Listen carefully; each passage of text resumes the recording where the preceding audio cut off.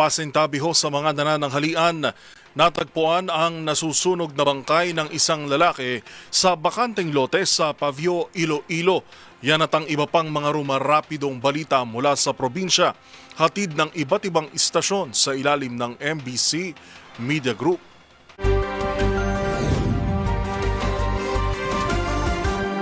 Umaapoy pa ng matagpuan ng isang residente ang bangkay sa bakanting lote sa Barangay Ungka, Uno, Pavia.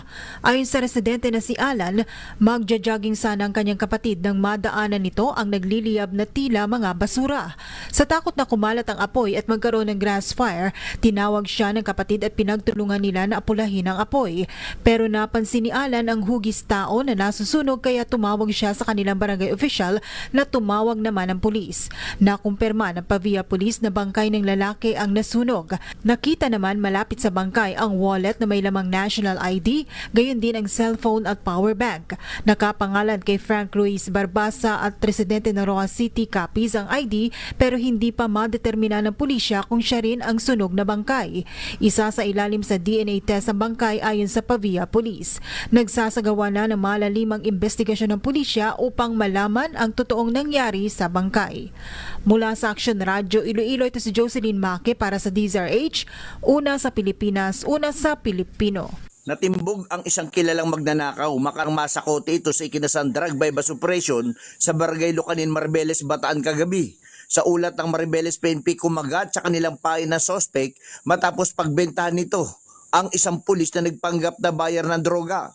Nang i-body search ito, nakumpiskan pa ito ng isa pang pakete ng shabu. Nabawi din dito ang ginamit na buy bus money at cellphone na gamit sa transaksyon sa droga. Sinabi ng suspect sa Barangay Kabkabin sa Maribeles, umano siya kumukuha ng ibinebentang droga sa kanyang mga parokyano. Kaya umano siya nagbebenta para sa kanyang pamilya na may 8 siyang maliliit na sunod-sunod na anak.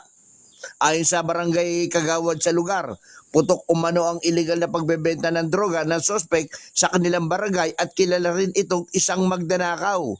Inamin din ng suspect na ilang beses na rin umano siyang nahuhuli sa illegal na droga. Ang suspect ay nakakulong ngayon sa Maribeles Municipal Police Station Detention Facility at naharap ito ngayon sa kasong paglabag sa Republic Act 9165 o ang Comprehensive Dangerous Drug Act of 2002. Para sa MBC TV Network News, RH37, Danny Kumilang, una sa Pilipinas, una sa Pilipino. Kinumpirma ng Police Regional Office 7 ang pagkakasangkot ng 2 aktibong pulis sa operasyon sa Opol, Misamis Oriental noong Abril 28 kung saan nasamsam ang tinatayang 290,000 na nagan ng mineral ores. Sa pahayag kahapon, sinabi ni PRO Davao Regional Director Police Brigadier General Leon Victor Rosete na seryosong tinutukan ng kanilang tanggapan ang insidente at binigyan diin na hindi dapat inabuso ang kapangyarihan ng mga alagad ng batas. Bagamat nakakadismaya ang pagkakadawit ng mga pulis, nagsisilbi itong paalala na ang uniforme ay hindi proteksyon para sa iligal na gawain. Dagdag pa niya, patuloy ang pakipagtulungan ng PRO Davao sa mga investigador upang makalap ang lahat ng ebidensya at matiyak ang patas sa paghawak sa kaso. Ang 2 sangkot ay kinabibilangan ng isang Police Senior Master Sergeant at isang Police Staff Sergeant na kapwa nakatalaga sa Moncayo Municipal Police Station. Para sa MBC TV Network News, ito si June Suter, una sa Pilipinas,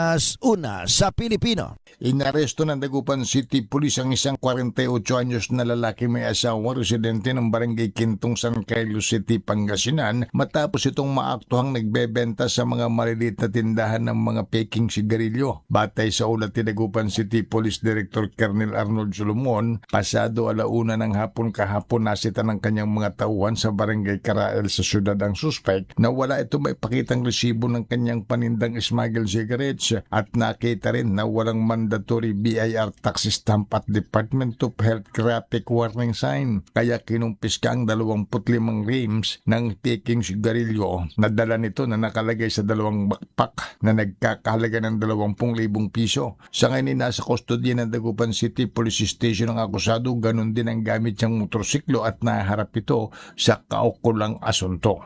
Mula sa Action Radio Pangasinan para sa MBC TV Network News, ito si Freddy Pahardo, Aris 38, una sa Pilipinas, una sa Pilipino.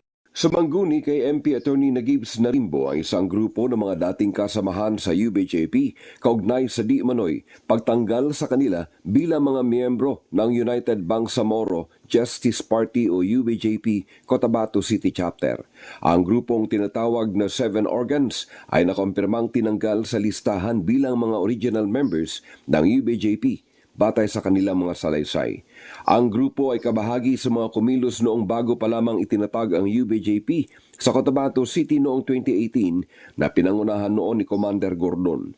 Sa pagbabalik tanaw ni Bangsamoro Federalist Party spokesperson and Cotabato City President Chapter MP Attorney Nagibs Narimbo, noong 2018, inutusan umano sila ni Abdul Rauf Sami Gambar Makakwa na ngayon BARM Chief Minister na bumuo ng grupo para makatulong sa malawakang kampanya ng BUL noon sa lungsod ng Cotabato.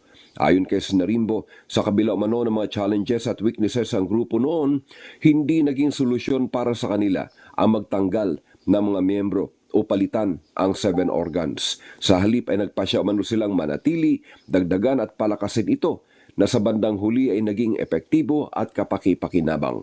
Inasahan namang tatanggapin bilang mga bagong kasapi ng BFP Cotabato City Chapter ang mga bumubuo ng 7 organs matapos ang kanilang pulong sa lungsod ng Cotabato. Mula sa Central Mindanao, RH19, June Di Makutak, DZRH, una sa Pilipinas, una sa Pilipino.